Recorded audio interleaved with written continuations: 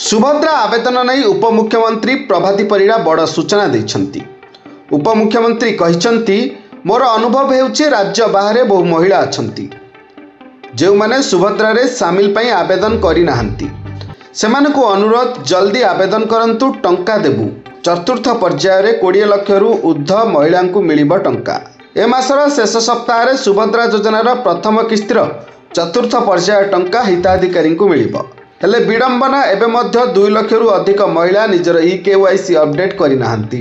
अजाणतरे opt out होइतिबा 31,000 महिला मध्यरु 17,000 opt इन करिसंती।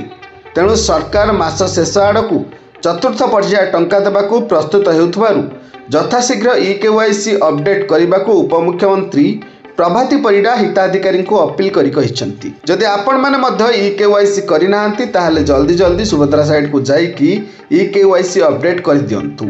जो माने ऑप्ट आउट हो जाइछंती जल्दी जाइकी आपण माने ऑप्ट इन मध्य करि परिबे। Report Durga STV.